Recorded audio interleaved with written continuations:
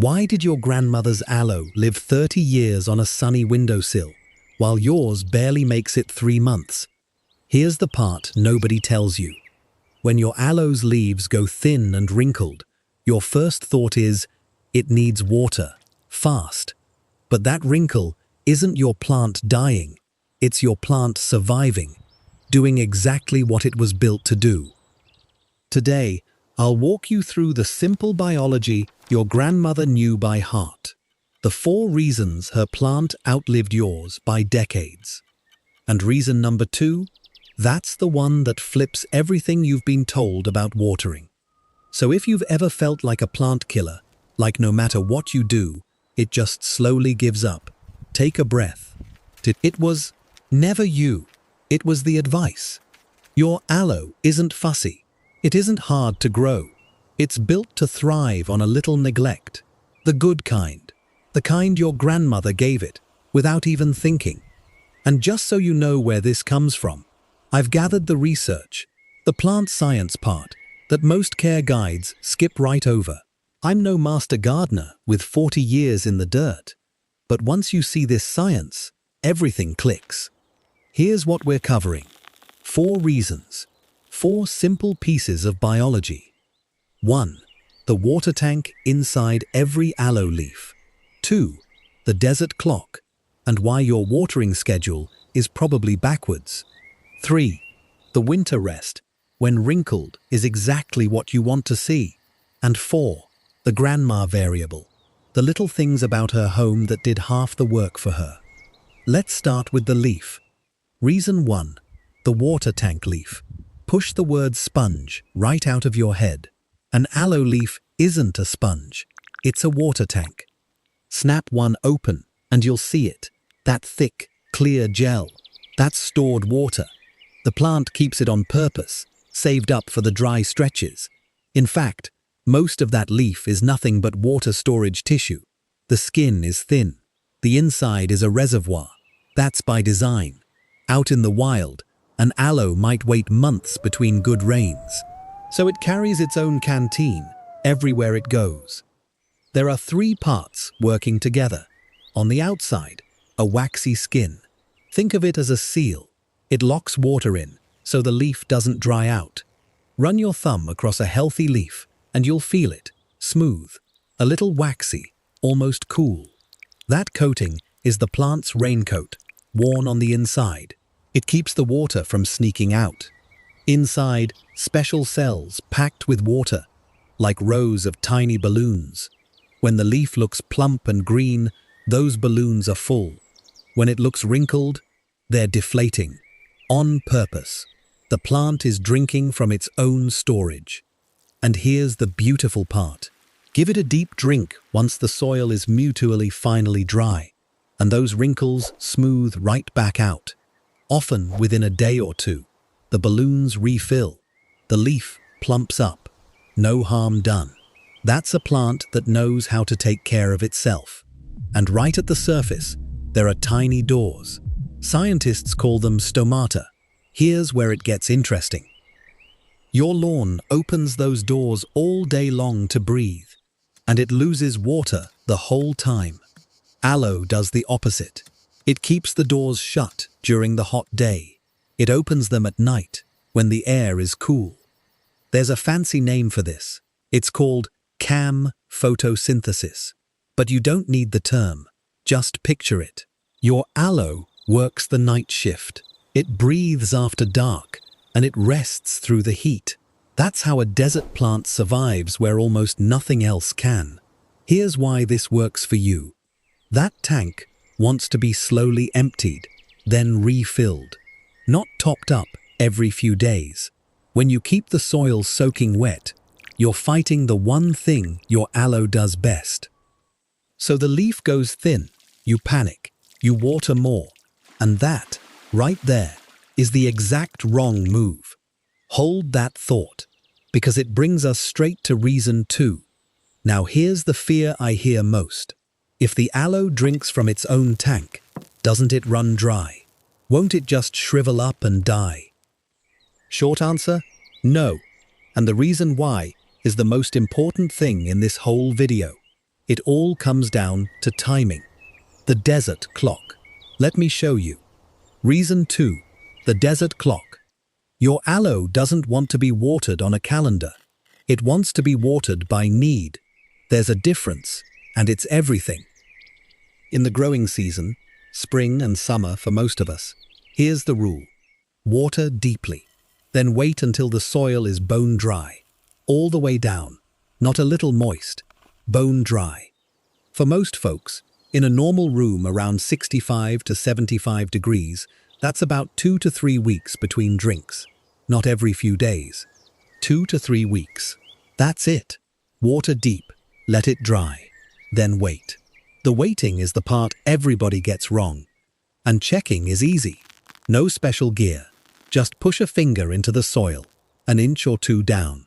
If it feels cool or damp at all, wait a few more days. If it comes out dry and crumbly, it's time. That's the whole test. 10 seconds. 1 finger. And when you do water, really water, take the pot to the sink, let it run all the way through, and let every last drop drain out the bottom. Soak it, drain it, then leave it be for weeks. That deep then dry swing is exactly what the desert gives it. Little daily sips are what do it in. Here's why this works. Aloe roots are fine and shallow, and they need air just as much as water. When the soil stays soggy, the air gets pushed out.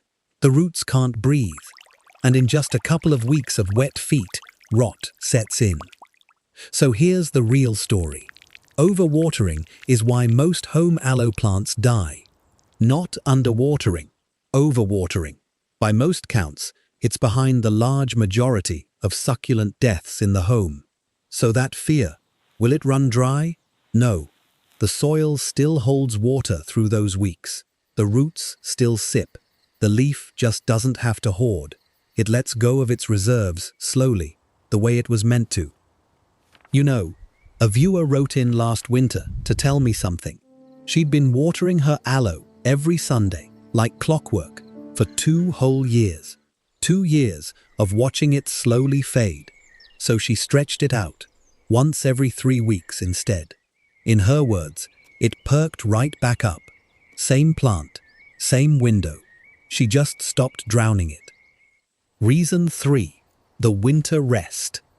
Aloe has a built-in calendar. From about November through March, it goes quiet. Growth slows way down. It drinks about half as much. And here's the part you really need to hear. It is not sick. It's resting. Think of it like your aloe has retired for the season. Still alive, still breathing at night. Just not pushing out new leaves. It's in low power mode. This is where good-hearted folks make a mistake.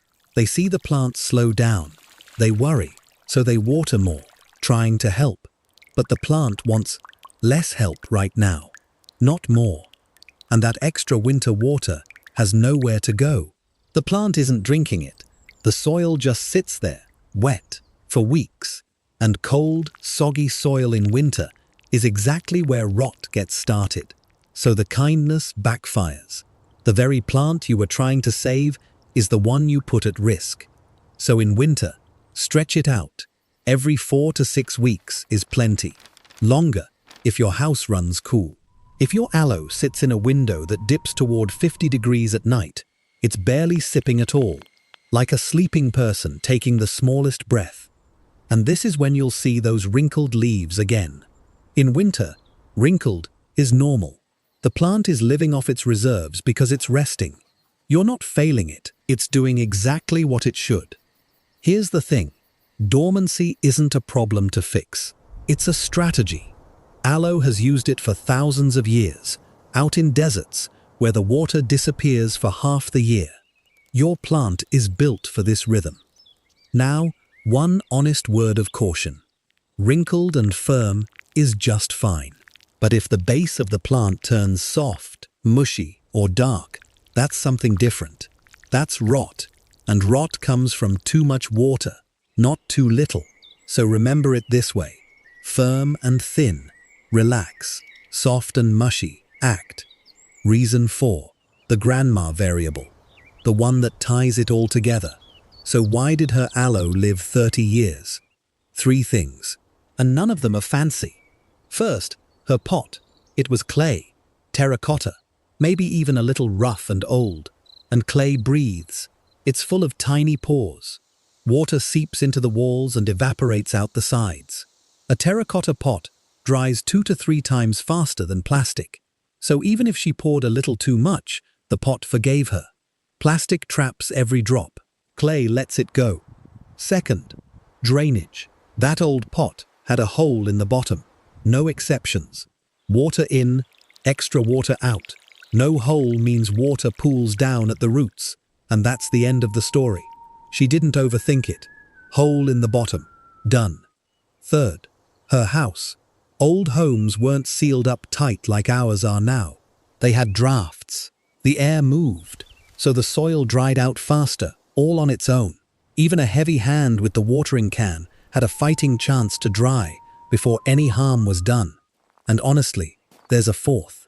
She didn't fuss over it. She watered it now and then, forgot it half the time, and when it looked a little sad, she just left it be. No guilt. No checking on it every single morning.